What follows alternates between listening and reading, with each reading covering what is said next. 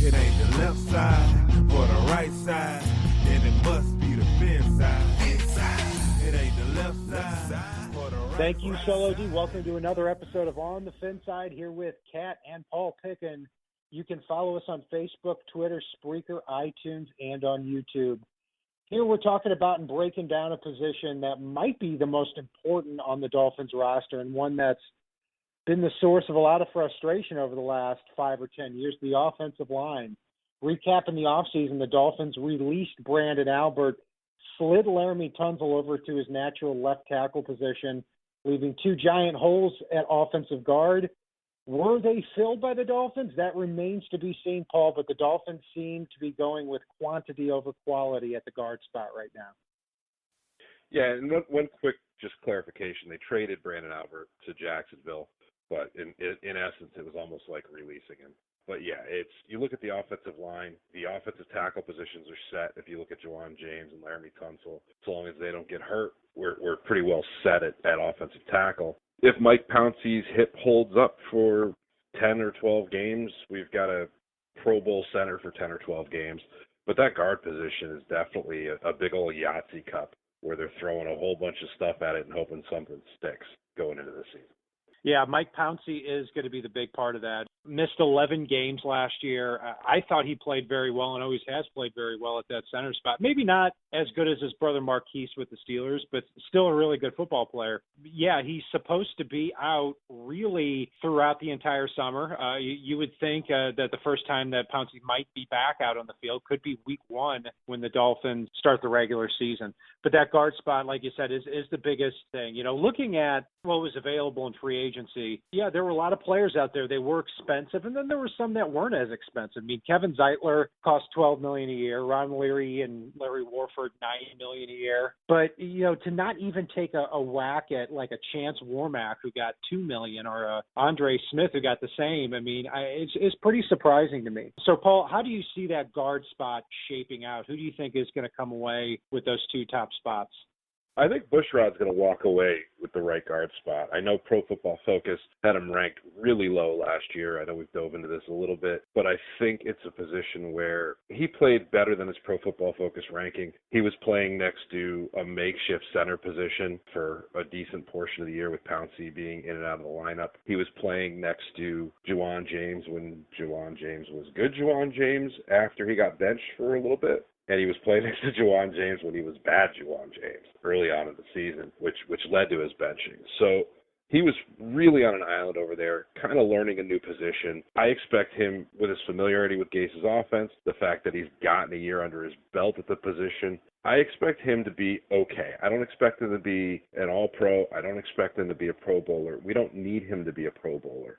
He's going to be playing next to a very good right tackle and good Juwan James. And if Mike Pouncey can stay healthy for the season, which is a big if, all he needs to be is okay to be a solidifying factor on that offensive line. So I expect him to take one of the spots. And then Miami's really high on Ted Larson. I'm not 100% sold. I'm trusting in Gase a little bit here. I think he might take that spot. If not, you may see Isaac Asiata take over that left guard spot. Yeah, I think Bushrod pretty much has that right guard spot nailed down. You know, they brought him back, paid him $3 million this year for a reason, fully guaranteed. And, yeah, I'm hoping Asiata does shore up that other guard spot. Otherwise, yeah, it might be Ted Larson. You've also got possibly Craig Urbick and Anthony Steen in there. But, Paul, you touched on Pro Football Focus, and, you know, I've got a little bit of a bone to pick with them. And I subscribe to Pro Football Focus. But I look at where they had these Dolphins ranked last year, and we'll go through the list here. At guard, out of 79 possible players, Laramie Tunsil was 31st, and Jermon Bushrod was 78th out of 79. At tackle, you had a Brandon Albert, who was 59 out of 79. Juwan James, I felt, was accurate, 29 out of 79. And then at the center spot, out of 37 possible players, you've got Mike Pouncey at 30, Craig Urbick at 34, Anthony Steed at 35, which begs the question to me. I look at the Dolphins' production on offense last year relative to the offensive line, and I say, okay, they were 9th in rushing yards, 8th in yards per carry. They allowed 30 sacks, which was 9th best in the league. It doesn't seem to match up here with what Pro Football Focus has really put out there. No, it goes back to something that I know I've said a lot, which is Pro Football Focus is a great tool, but it is not the be-all, end-all. I mean, your eyes on the field and watching the players play is going to be the ultimate judge here. And for me, I thought a lot of these guys got rated low. To be honest with you, I think that after week 5 or so, Juwan James played a little bit better than that 29th ranked, which, let's be fair, he played bad enough that probably pulled him down a little bit. But I don't buy into Pro Football Focus's rankings when it comes to offensive line. I think they're a useful tool, but if you take them as the be-all, end-all, you're going to make a lot of mistakes in your assessments. Yeah, well said. I look at PFF and say this. I think you're a fool if you look at it like the Bible. I think you're a fool if you don't look at it at all. I mean, if there's a metric out there, even if you disagree with their rankings, that says, okay, we've looked at every play from this player, I think you'd be crazy not to take a peek at it. That's why I subscribe to it. But yeah, and I think, Juwan James at that right tackle spot, he's a player on the Dolphins I want to be re-signed long-term. And I have a feeling that if he plays like he did after the first 6 games of the 2016 season, you're going to have a hard time getting him back for anything less than $10 million a year. And I mean that. I mean, you're talking about somebody, a former first-round pick, 6'6", 320, long arms, can play left tackle in a pinch. I think he has a lot going for him. And I think if you lock down Laramie Tunsil at left tackle, who I believe not only will be a Pro Bowler, but a potential Hall of Fame type talent. And then you have Juwan James at right tackle. I think for the next 7 or 8 years, you're really going to be set at that tackle spot. I agree with you there. I think one of the things I'm really excited about, though, for this coming season is for the first time in a while, I feel like this team has depth along the line. Maybe not so much at left tackle. I think Brandon Albert leaving. Laramie Tunsil was the emergency left tackle last year, did a fantastic job, didn't skip a beat when he got in there. Arguably played a little bit better than Brandon Albert, which is saying something given the fact that Albert's a perennial Pro Bowler. But then you look at guys like Craig Urbick, who when he came in last year did a lot to help solidify the offensive line. Probably going to be a backup, can play along that interior, and can even kick out the tackle in a pinch. You look at Anthony Steen, who had never played center in his life before, had a little bit of a leg injury last year and faded down the stretch playing center, but I expect with a full off season at center could do very well. And another kid that they've signed that not a lot of people have been talking about is they got Jake Brendel off of Dallas's practice squad after he was injured and waived last year, brought him in. He's not the strongest guy that can play center, but he's got a lot of athleticism and a lot of really good technique. Given a season and a half working with their strength and conditioning coach, given his agility, given his really ability to do some of the things that Pouncey does, they don't have to change the offense for a guy like Brendel. And I'm really excited to, during the offseason while Pouncey recovers, see what Brendel's able to do coming in and playing that center position and basically planning to serve as Mike Pouncey's backup. Mike Pouncey's backup, as we've already broken into, is a position that's expected to play a little bit during the season, given the fact that Pouncey has those chronic issues with his hips. Brendel's an interesting one to keep your eye on. I'd say he's on the outside looking in as far as the roster right now, because you got Anthony Steen, you've got Craig Urbick, who have that center experience, and you have Ted Larson, even if he loses the guard race, has played most of his career, college and professional, at that center spot. But yeah, Brendel's one to keep an eye on. He did get on the roster late in the season. 2 players at tackle behind Sam Young as the third offensive tackle that I think bear watching in preseason too. Terry Poole is somebody the Dolphins picked up off the street. It was an early 4th-round pick of the Seahawks just 2 years ago. Was very raw coming out of San Diego State, but definitely has some physical skills there. Maybe he's somebody that just takes a few years to get acclimated to the NFL game. Eric Murphy, the tackle from Virginia as well. I was really surprised to not see him drafted, and the Dolphins swooped him up as an undrafted free agent. He's a little bit stiff, but I could very easily see him making the team as the 4th offensive lineman. So, Paul, taking a look at the grades here with the offensive line.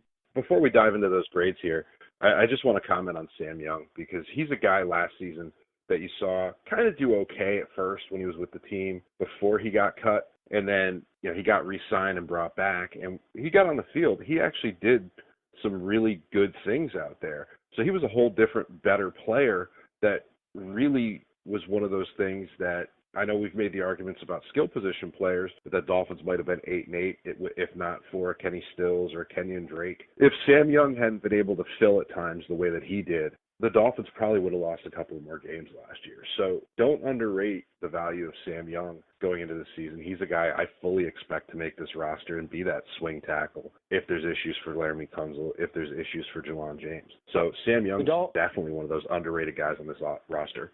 The Dolphins did pay him a big compliment at the end of last year, signing him to a contract extension, too. So they also use Sam Young as an extra tight end sometimes as well. So they were searching for ways to get him on the field.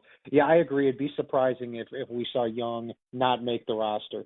So, Paul, looking at the offensive line in general, when I think of how the Dolphins could have landed a guard, even if it cost a lot of money, I think that you could have taken Jermon Bushrod, made him the third guard, the third offensive tackle, basically a swing man across the whole line. And man, oh man, I think that's a position where the offensive line is a B+ or an A-.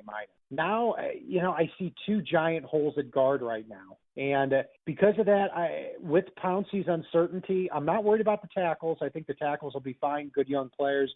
But with the uncertainty at guard and at center with Mike Pouncey's health, I'm giving this unit a C+.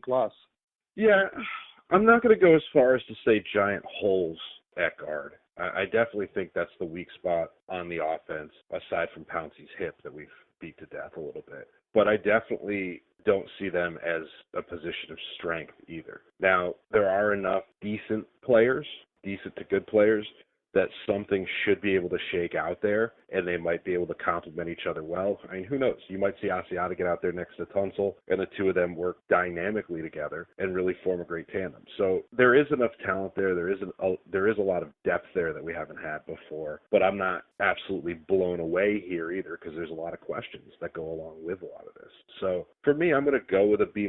I flirted with a B. I flirted with a C+ as you gave them. But I'm going to settle right in at a B-, but they have the potential, if one or two of these guys do shake out and if Pouncey's hip holds up, to be a lot better than that grade. Definitely a deeper room there in the offensive line. That's for sure. We'll see how it goes. That will do it for our wrap-up of the offensive line heading into training camp. You can follow us on the Fin Side on Facebook, Twitter, Spreaker, iTunes, and on YouTube. And if it's not on the right side and it's not on the left side, it's on the Fin Side. Solo D, take us home. It ain't the left side or the right side, then it must be the Fin side. Inside. It ain't the left side or the right side, then it must be the Fin side. Listen, Dolphins fans across the land all tuning in to see what Brian Cat